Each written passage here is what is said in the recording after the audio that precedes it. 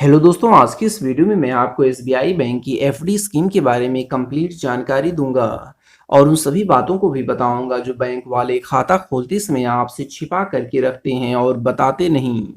साथ ही साथ हम जानेंगे कि यदि आप एसबीआई बैंक में 20,000 रुपए की एफडी 1 साल, 2 साल, 3 साल, 4 साल या 5 साल के लिए करते हैं तो आपको कुल कितने रुपए का रिटर्न मिलेगा।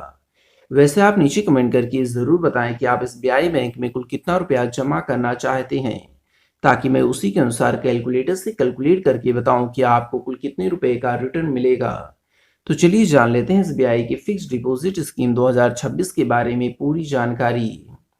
जैसे कि टैक्स बेनिफिट कितना और कैसे मिलेगा, टीडीएस कितना और कैसे कटेगा, समय से पहले पैसे निकालने पर क्या होगा, सामान्य नागरिकों के लिए ब्याज दर कितना होगा, वरिष्ठ नागरिकों के लिए ब्याज दर कितना होगा, कितने पैसों से एफडी शुरू कर सकते हैं, एफडी कितने साल की होगी, ये सारी जानकारियां आज की इस वीडियो में मैं आपको बताऊंगा।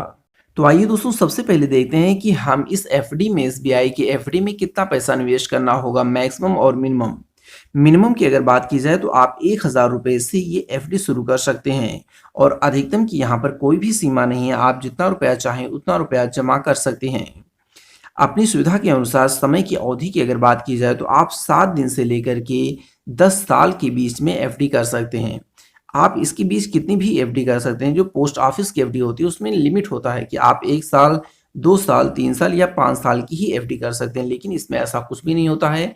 7 दिन से लेकर के 10 साल के बीच में आप चाहे जितने दिन की एफडी कर सकते हैं। आगे देखते हैं टैक्स की बचत की अगर बात की जाए तो टैक्स सेवर एफडी होती है पोस्ट एसबीआई बैंक में, जो कि 5 साल की होती है। उसमें अगर आप निवेश करते हैं तो आप 1.5 लाख रुपए तक की टैक्स में छूट प्राप्त कर सकते हैं। ये जो टैक्स सेवर एफडी होती है ये सामान्य एफडी से अलग होती है।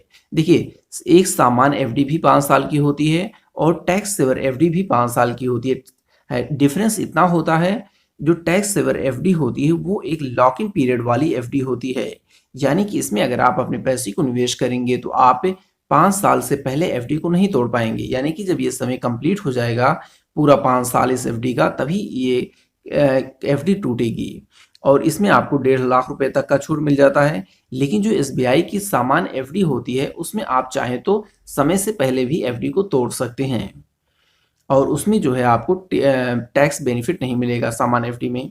आगे देखते हैं टीडीएस की कटौती के अगर बारे में बात की जाए तो आपने जितने रुपए की एफडी की है उस पर अगर 1 साल के अंदर 40,000 रुपए से ज़्यादा ब्याज बन जाता है तो आपको टीडीएस देना पड़ेगा और अगर आप सीनियर सिटीजन हैं तो आप 50,000 रुपए से ज़्यादा बनने पर आपको टीडीएस देना पड़ेगा।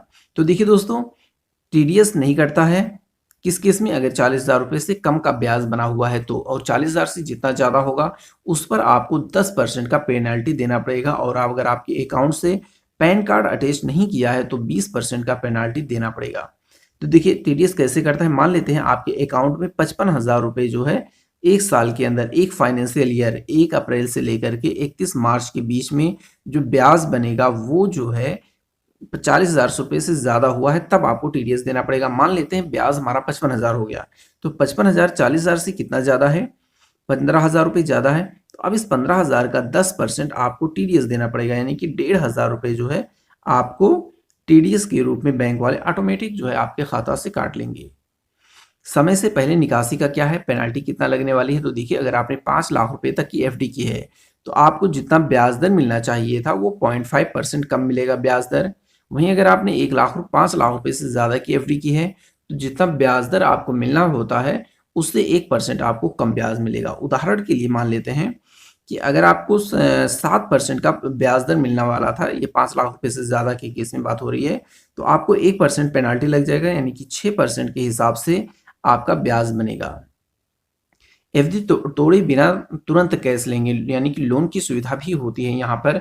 अगर आपने पैसे को जमा कर दिया है एफडी में और आपको पैसे की ज़रूरत पड़ रही है तो आपको एफडी तोड़ने की ज़रूरत नहीं होती है, बल्कि उस एफडी में आपने जितना रुपया जमा किया है उसका 90% आप लोन ले सकते हैं।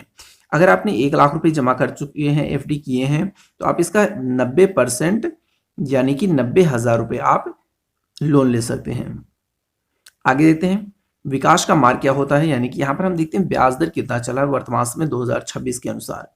तो देखिए, अगर आप 7 दिन से लेकर के 45 दिन की एफडी करते हैं तो 3.05% का ब्याज दर मिलेगा। 46 दिन से लेकर के 179 दिन की एफडी करते हैं तो 4.9% का। 180 से 210 दिन की एफडी करने पर आपको 5.65% का। 211 से 1 साल के बीच अगर आप एफडी करते हैं तो 5.9% का। और 1 से 2 साल के बीच अगर आप एफडी करते हैं तो आपको 6.25% का वार्षिक ब्याज मिलेगा। इसके अलावा अगर आप 2 से 3 साल की एफडी करते हैं, इसके बीच में एफडी करते हैं तो 6.4% का वार्षिक ब्याज आपको मिलेगा। और यही ब्याज जो होता है एफडी में सर्वाधिक होता है। जब आप इससे ज़्यादा के समय के लिए एफडी करेंगे तो ब्याज दर जो है वो कम होता चला जाएगा। देखिए 3 से 5 साल की एफडी करने पर 6.3% की ब्याज दर मिलेगा। वहीं अगर आप 5 से 10 साल के बीच की एफडी करेंगे तो आपको 5.05% का ही रिटर्न आपको मिलेगा। आगे देखते हैं वरिष्ठ नागरिकों के लिए क्या बेनिफिट होता है। तो देखिए अगर आप एफडी करते हैं तो वरिष्ठ नागरिक हैं तो आपको जो भी मैंने अभी एफडी का रेट बताया उससे 0.5% ज़्यादा मिलेगा।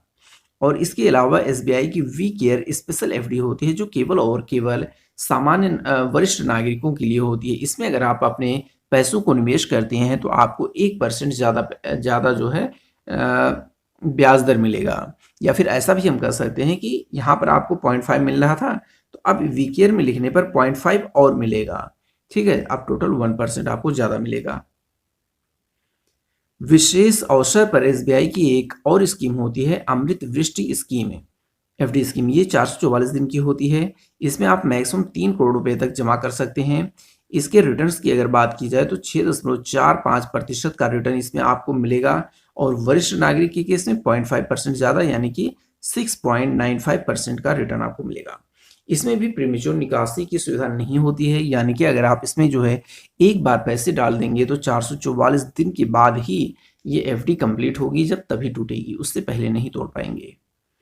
आगे देखते हैं कि अगर हम 20,000 रुपये की निवेश करते हैं 1 साल के लिए तो हमें कितना रिटर्न मिलेगा। तो 1 साल के लिए निवेश करने पर 6.25% का ब्याज दर मिलेगा। और इस हिसाब से हमारा जो कुल ब्याज बनेगा वो होगा 1,280 रुपये। और कुल रिटर्न कितना हो जाएगा 20,000 प्लस 1,280 रुपये यानी कि 21,280 रुपये हमारा कुल रिटर्न हो जाएगा। 20,000 की अगर हम 2 साल के लिए निवेश करते हैं तो 2 साल के केस में हमें 6.4% का ब्याज दर मिलेगा। और इस हिसाब से हमारा जो कुल ब्याज बनेगा 2 साल के अंदर वो होगा 2,708 रुपये। और कुल मेच्योरिटी राशि की अगर बात की जाए तो वो हो जाएगी 22,708 रुपये। 3 साल के लिए निवेश करने पर 6.3% का ब्याज दर मिलेगा। और इस हिसाब से हमारा जो कुल ब्याज बनेगा वो होगा 4,115 रुपये। और कुल मेच्योरिटी राशि की अगर बात की जाए तो वो हो जाएगी 24,125 रुपये।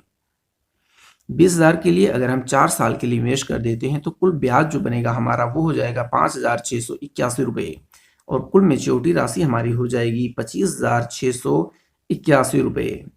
अगर हम 20,000 रुपये को 5 साल के लिए निवेश कर देते हैं तो इस केस में हमारा जो कुल ब्याज दर होगा वो 6.05% हो जाएगा। और कुल ब्याज जो बनेगा हमारा वो होगा 7,004 रुपये। और इस तरह से हमारा जो कुल मेच्योरिटी राशि मिलेगी 5 साल बाद वो होगी 27,004 रुपये। तो दोस्तों आप नीचे कमेंट करके ज़रूर बताएं कि आप एसबीआई बैंक में कुल कितने रुपए की एफडी करना चाहते हैं, ताकि मैं उसी के अनुसार कैलकुलेटर से कैलकुलेट करके बताऊं कि आपको कुल कितने रुपए का रिटर्न मिलेगा। थैंक यू दोस्तों।